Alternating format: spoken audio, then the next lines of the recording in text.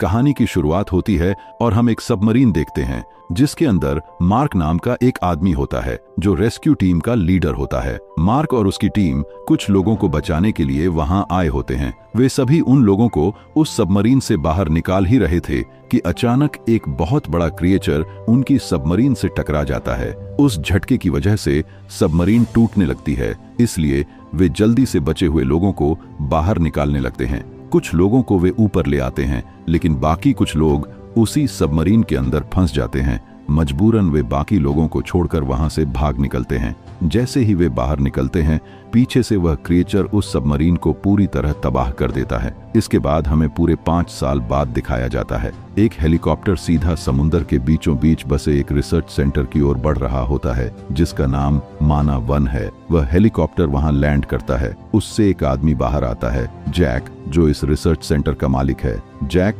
Centre के team leader doctor जैंग से मिलता है। इस सेंटर पर डॉक्टर जैंग के साथ उसकी बेटी जेनी भी होती है। डॉक्टर जैक को सीधा समंदर के अंदर बने अंडर वाटर स्टेशन पर ले जाता है जिसके पास बहुत बड़ी बड़ी व्हेल और कई तरह के समुद्री जीव होते हैं। जैक यह देखकर बहुत खुश होता है। डॉक्टर उसे बताता है, आज तक हम मारियाना ट्रेंच को ही दुनिया की सबसे गहरी खाई मानते आ रहे थे, लेकिन ऐसा नहीं है। मारियाना ट्रेंच के नीचे हमें और भी कई खाइयां मिली हैं। हमें लगता है कि उनके नीचे कुछ ऐसा हो सकता है जो हमने कभी नहीं देखा। इसलिए उन्होंने समंदर के अंदर अपनी एक सबमरीन भेजी होती है जिसमें 3 लोग सवार होते हैं। उस सबमरीन को एक लड़की एलिस चलाती है और उसे गहराई में ले जाती है। कंट्रोल रूम से उन्हें खाई के अंदर जाने का निर्देश मिलता है। वे नीचे उतरते हैं और वहां उन्हें बहुत सारी व्हेल, अजीबोगरीब क्रिएचर और मॉन्स्टर दिखाई देते हैं। उनकी खुशी का ठिकाना नहीं रहता, लेकिन उन्हें क्या पता कि यह खुशी कुछ ही देर की मेहमान है। अचानक रडार पर एक बहुत बड़ी चीज उनकी तरफ बढ़ती हुई दिखती है। वे घबरा जाते हैं और अगले ही पल वह चीज जोर से उनकी सबमरीन से टकराती है। सबमरीन कंट्रोल से बाहर होने लगती है। एलिस जल्दी से रिसर्च सेंटर से संपर्क करती है। Oh my God, DJ Mac, यहाँ नीचे कुछ तो है। जोनस सही था क्या तुम? लेकिन बदकिस्मती से कनेक्शन टूट जाता है। सेंटर में किसी को उनकी आवाज नहीं सुनाई देती, हालांकि उनकी लोकेशन दिख रही होती है। अब वे उस गहराई तक जाकर उन्हें ढूंढने का फैसला करते हैं। तभी एक टीम मेंबर कहता है, हम में से कोई भी उस गहराई तक नहीं पहुंच सकता, और अगर पहुंच भी गया तो उस क्रिएचर के सामने टिक नहीं पाएगा। हमारे पास एक ही आदमी है जो यह कर सकता है, मार्क। ये सुनते ही एक आदमी गुस्से से मना कर देता है। पहले भी वह कुछ लोगों को बचा लाया था, लेकिन अपनी जान बचाने के चक्कर में कई लोगों की जान गंवा बैठा। मैं नहीं चाहता कि उसकी वजह से हमारे 3 मेंबर मर जाएं। दरअसल ये वही मार्क था जो कहानी की शुरुआत में दिखा था। वह पहले भी 10,000 मीटर की गहराई तक जा चुका है, लेकिन सामने वाला आदमी कहता है कि उसके अलावा कोई मदद नहीं कर सकता। हेलीकॉप्टर रेडी करो, हमें थाईलैंड जाना ही होगा। इधर मार्क नदी के किनारे रह रहा होता है। माना 1 कंपनी ने उसकी गलती की वजह से उसे नौकरी से निकाल दिया था और अब वह थाईलैंड में एक नदी के किनारे अपनी जिंदगी बसर कर रहा है। उसी दिन डॉक्टर और कंट्रोलर उसके घर पहुंचते हैं। डॉक्टर कहता है, हमें तुम्हारी बहुत जरूरत है। हमारे 3 मेंबर मारियाना ट्रेंच पर उतरे, लेकिन एक विशाल क्रिएचर ने उन पर हमला कर दिया। मार्क मदद करने से साफ मना कर देता है, लेकिन जब डॉक्टर उसे उन लोगों की दिल दहला देने वाली चीखें सुनाता है जिनमें उसकी पहली पत्नी एलिस की आवाज भी होती है, तब मार्क मदद के लिए तैयार हो जाता है। इधर डॉक्टर की बेटी जेनी खुद ही समंदर के बीच फंसे लोगों को बचाने के लिए तैयार हो जाती है। बाकी मेंबर उसे रोकते हैं, लेकिन वह एक की नहीं सुनती और अकेली अपनी सबमरीन लेकर उस जानलेवा समंदर में कूद पड़ती है। उसे नहीं पता कि उसने अपनी जिंदगी की सबसे बड़ी गलती कर दी है। इधर डॉक्टर मार्क को रिसर्च सेंटर ले आता है। जब उसे पता चलता है कि उसकी बेटी अकेले समंदर के अंदर चली गई तो वह हैरान रह जाता है। वह फौरन मार्क को सबमरीन में बिठाकर भेज देता है। दूसरी तरफ जेनी उस खाई की निचली गहराई तक पहुंच चुकी होती है। उसे वहां उन मेंबर्स की सबमरीन दिख जाती है जो गहराई में फंसी हुई है। जेनी अपनी सबमरीन से उसे कनेक्ट करने ही वाली होती है कि अचानक वही क्रिएचर उसे टक्कर मारता है, जिससे उसकी सबमरीन उलट जाती है। वह जैसे तैसे उसे सीधा करती है, लेकिन इससे पहले कि वह कुछ समझ पाती, वही क्रिएचर आकर उसे चारों तरफ से जकड़ लेता है। वह एक विशाल स्क्विड था जिसने उस सबमरीन को अपनी ताकतवर टेंटकल्स में जकड़ रखा था। जेनी पूरी तरह फंस जाती है, लेकिन तभी वह विशाल टेंटकल्स उसकी सबमरीन को छोड़ देते हैं। जेनी सामने देखती है, एक बहुत बड़ी शार्क ने उस मॉन्स्टर स्क्विड को अपने अंदर निगल लिया है। उस शार्क का साइज उस स्क्विड से भी 10 गुना बड़ा था। जेनी के रोंगटे खड़े हो जाते हैं। वह वहां से निकलने की कोशिश करती है, लेकिन स्क्विड के हमले से उसकी सबमरीन पूरी तरह खराब हो चुकी होती है। रडार पर वही शार्क फिर से उसकी तरफ आती दिखती है। तभी वह शार्क उसके सामने से उसकी सबमरीन को छूती हुई आगे निकल जाती है। दरअसल मार्क वहां आकर शार्क का ध्यान भटकाने के लिए कुछ मिसाइलें दूसरी तरफ छोड़ देता है। वह जेनी को वापस सेंटर जाने के लिए कहता है। जेनी इमरजेंसी में वहां से निकल जाती है। थोड़ा आगे बढ़ने पर मार्क को वह 3 लोगों वाली सबमरीन फंसी दिखती है। वह अपनी सबमरीन को उससे जोड़कर दरवाजा खोल देता है। तीनों लोग सुरक्षित होते हैं। मार्क उन्हें एक एक करके ऊपर निकाल ही रहा होता है कि रडार पर फिर से वह शार्क आती दिखती है। आखिरी आदमी को निकालते समय वह शार्क तेजी से आती दिखती है। वह आदमी डर के मारे मार्क को धक्का देकर सबमरीन का दरवाजा बंद कर देता है, जिससे मार्क की सबमरीन अलग होकर नीचे रह जाती है और 3 लोगों वाली सबमरीन ऊपर चली जाती है। अगले ही पल वह शार्क आकर मार्क की सबमरीन को तबाह कर देती है।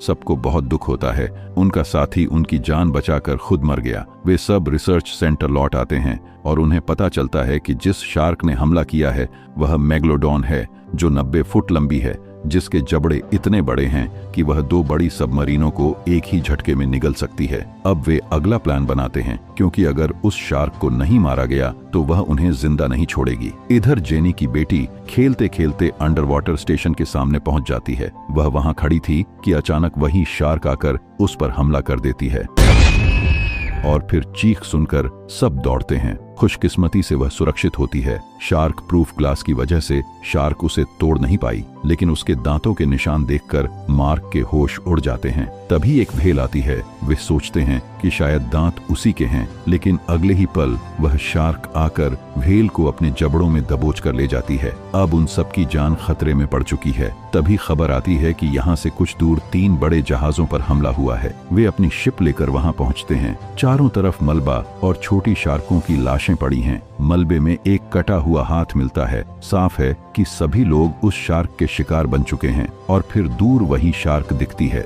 वे उसे मारने का फैसला करते हैं। मार्क पानी के अंदर जाकर उस शार्क पर एक ट्रैकर लगाने की योजना बनाता है, ताकि उसे जाल में फंसाया जा सके। वह ट्रैकर गन लेकर पानी में कूदता है। वह शार्क के करीब पहुंचकर उस पर ट्रैकर शूट कर देता है, जो उसके अंदर जा धंसता है। शिप कैप्टन उसे वापस खींचने लगता है, लेकिन पानी में हलचल से शार्क का ध्यान मार्क की तरफ आ जाता है। वह तेजी से बढ़ती है, लेकिन मार्क शिप के बहुत करीब होता है और सब मिलकर उसे ऊपर खींच लेते हैं। अब शार्क को बेहोश करने के लिए जेनी एक मजबूत ग्लास में बैठकर पानी में कूदती है और ऊपर से एक आदमी छोटी मछलियां फेंकता है, जिससे छोटी शार्कें उस ग्लास को घेर लेती हैं। कुछ देर बाद वह मॉन्स्टर शार्क आकर ग्लास को जोर से टक्कर मारती है। जेनी के रोंगटे खड़े हो जाते हैं। इससे पहले कि वह शूट करती, शार्क भाग जाती है, लेकिन पीछे से अचानक हमला करके ग्लास को अपने मुंह में दबोच लेती है। जोर जोर से पटकने पर ग्लास से बंधी रस्सी टूट जाती है और मार्क तुरंत पानी में कूदता है। मौका देखकर